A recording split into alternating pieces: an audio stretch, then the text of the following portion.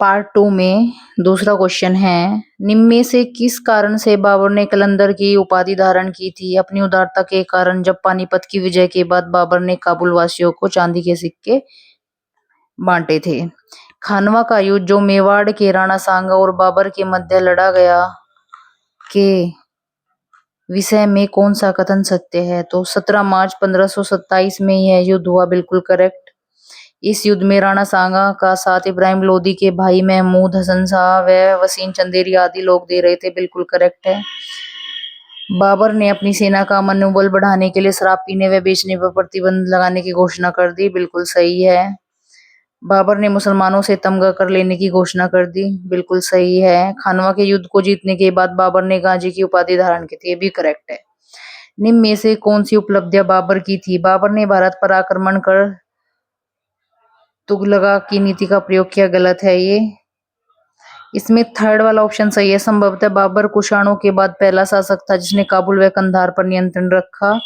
बाबर ने भारत में अफगान एवं राजपूतों की शक्ति को समाप्त कर मुगल साम्राज्य की स्थापना की। बाबर ने भारत पर आक्रमण कर तुगलमा नीति का पहली बार प्रयोग किया।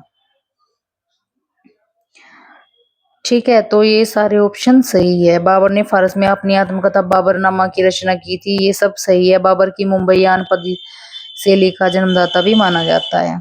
निम्न में से निम्नलिखित युद्धों में से सही तिथिक्रम क्या होगा? तो सबसे पहले खानवा का युद्ध हुआ, फिर चंदेरी, फिर घाघरा। विजयनगर के राजा कृष्णदेव राय किसके समकालीन थे? इब्राहिम लोदी, बाबर एवं सिकंदर लोदी के। वर्षों की मेहनत के बाद अबुल फजल ने 1597 से 98 में अकबरनामा में पूरा किया। अकबरनामा की कौन सी जिल्द आईने अकबरी है? तृतीय जिल्द। फ्रांसीसियों ने अपनी फैक्ट्री कहाँ स्थापित की थी? सूरत में। पानीपत का प्रथम युद्ध किसके मध्य हुआ था? बाबर व इब्राहिम लोदी के बीच।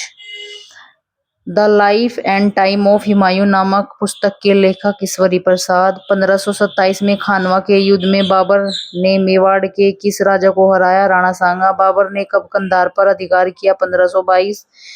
निम्नलिखित युद्धों में से किस एक में बाबर ने जिहाद की घोषणा की? खानवा के युद्ध में। बाबर ने सर्वप्रथम पातशाह की पदवी धारण की काबुल में। भारत के मुगल शासक बनने पर जहीरुद्दीन मोहम्मद ने नाम रखा बाबर। बाबर के साम्राज्य में सम्मिलित थे काबुल का क्षेत्र, पंजाब का क्षेत्र, आधुनिक उत्तर प्रदेश का क्षेत्र। निम्नलिखित कथन दिए गए हैं, 1 व 2। बाबर ने बाबरनामा का तुर्की में लिखा था, बिल्कुल करेक्ट है। तुर्की मुगल दरबार की राजभाषा थी, ये गलत है। निम्नलिखित में से किस शासक ने शाहरुख नामक चांदी का सिक्का चलाया? बाबर ने। सूची 1 को 2 से मिलाओ। बाबर ने जामा मस्जिद संभल में बनवाई थी, हुमायूं ने दीन पनाह, अकबर ने जहांगीर महल एवं जहांगीर ने अकबर के मकबरे को पूर्ण करवाया था। कौन सा एक सुमेलित है? इसमें बाबर है तुझे के बाबरी इसकी आत्मकथा है। मुगल काल में निम्नलिखित में से किस महिला ने ऐतिहासिक विवरण लिखे? गुलबदन बेगम ने। किताब अल हिंद लिखी अल-बरूनी ने। रेहाला इब्न बतूता ने। हुमायूंनामा गुलबदन बेगम। बादशाहनामा ये लाहौरी ने।